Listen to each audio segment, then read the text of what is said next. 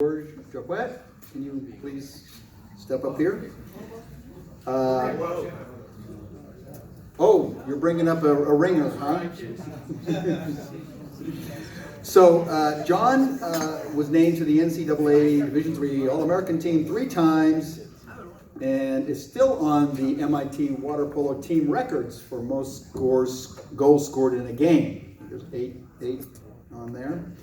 And John graduated from MIT in 1983. I did not overlap completely with him, but I was referee, and I kicked him out of a lot of games, actually. Because he was really good, okay? And so John told me to slow him down a little bit, so I gave him some extra fouls. But anyway, John is currently a big shot architect in Los Angeles. George actually came a year or two after John, and they played against each other in high school before he came to MIT. And he, together with John Friedman, convinced Bob Schoenlein, Joe Lowe, and Brett Miwa, and Joe Papipelia to play water polo. I'm not sure what all that means, but I think they'll explain that when they get up here.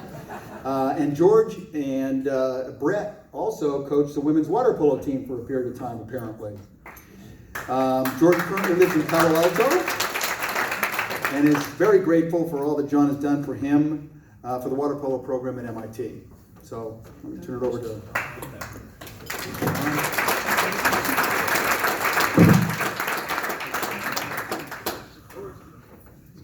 Okay, well, thank you, Preston. And it's so wonderful to see all these faces that I haven't seen for so many years. And and George and I, we asked Bob to come up with us because, of course, he was on the water polo team, but apparently he played a minor role on the swim team. And you know, the swim team, well, they just seem to have better stories. I was explaining to John that the swimming team has better stories because they went to Puerto Rico for a week, and we drove in a minivan to this area's local here. So their stories are much better than our stories. I guess that was post Preston. Yes, the swim team did seem to fly to exotic places. But additionally, Bob was one of John's true success stories. But I was going to say, well, Bob, what was your time when you got to MIT in the 200 breast? But he said, you can't say this. And then I was going to say, and what was it by the time he left? I think it was like about 20 seconds faster. I mean, literally. And I don't know what kind of drugs you were on, but they never worked for me. That's all I can say. I was only on the swim team for 1 year, and that was enough.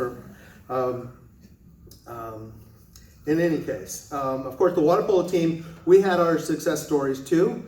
They started with John teaching about half the team how to play the game.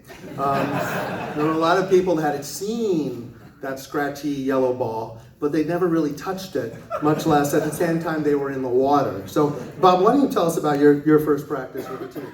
Yeah, so let me, I guess I'm sort of the token crossover athlete. So this is my first introduction to John Benedick. So I'm living with John Friedman, who just joined the fraternity. John's going off to water polo practice. Said, you know how to swim, come and play water polo. I didn't know water polo from any, all right, so this is the perspective from a impressionable 17-year-old kid from a small town. So we're going to water polo practice. I'm expecting to get in the water. And this is my introduction to John's style. And I had the pleasure to meet Brett Lathorpe. And Brett, I realize you're coming from UCLA. You may not be familiar with these innovative training techniques that John pioneered. You might take a few notes. So we get to the pool, and John's got this innovative dryland training. And the dryland training consists of everybody lines up in pairs, about 3 feet apart, no more than 3 feet apart, and he's instructing us in the very basics. I mean, this is really the teaching style, right? You don't meet your students where you'd like them to be, you meet your students where they are. And John's teaching us the very basics of how to throw and catch a water polo ball one-handed. Where's Scott Doran? You must have been at this same practice. And so this is on the lawn outside of Alumni Pool. That's and right. The image that comes to mind, for those of you that are familiar with the movie The Bad News Bears, this is kind of like the Bad News Bears with, kind of Coach Benedick is kind of the young Walter Matthau. And so you got you got people like all of these newbies that are just chasing stray water polo balls all over the lawn. Meanwhile, you got experienced people like Pete Kalich, and then you got ringers like John Friedman and future ringers like George Jacquette that are just rolling their eyes. And John is just orchestrating this chaos. That was my introduction to water polo and John Benedick.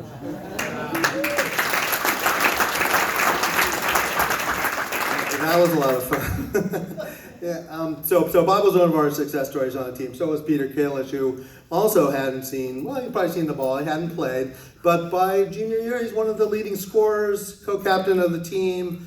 That was John. That was John that made that happen. And everything that's been said here before about treating everybody equally from newbies to experienced people is completely true.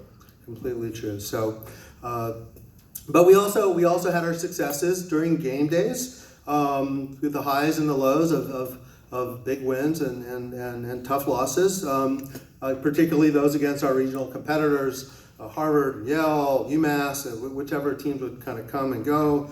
But we played well, but who can actually ever forget that close game in 1982 against UCLA?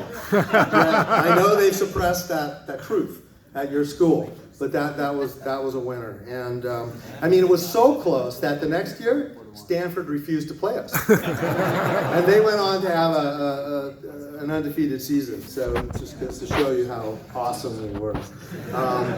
In any case, through good times and bad, John was patient with everybody for everything. And when he moved into his kind of cush office at Daper, he still brought that patience and understanding of the MIT student to all the other teams at MIT, the coaches and the students. But he always stayed close to his aquatic roots and working with Z Center's architects to make sure that the pool was a great pool, and it is a great pool. It's the best pool you could have. He also made sure that the swimming team got an endowed coach. And he initiated that process for the water polo coach, which we're still kind of finishing, but thank you to Julie. I want to thank Julie for supporting that. And Brett, who's the current coach, we are expecting awesome things for you. So I want to...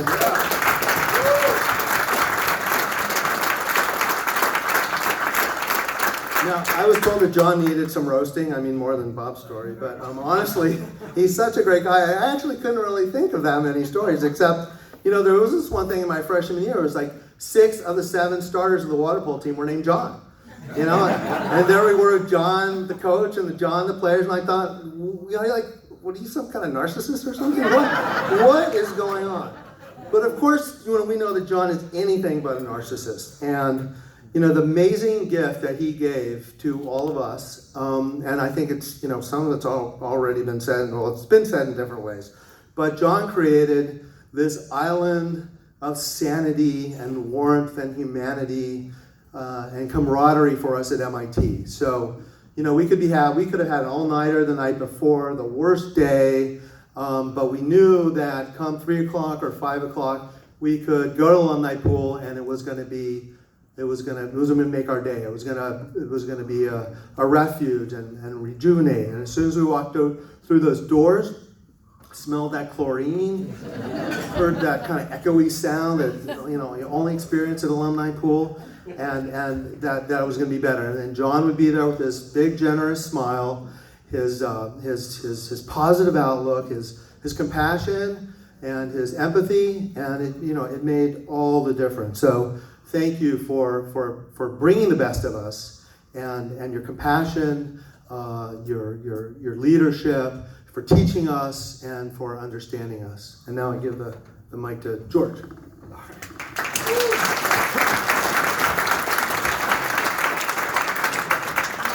So I don't have a lot of long stories, but I do want to say one of the things that I was going to say is everybody in the room could say one of the things I love about John Benedick, and then we could all tell him what we like.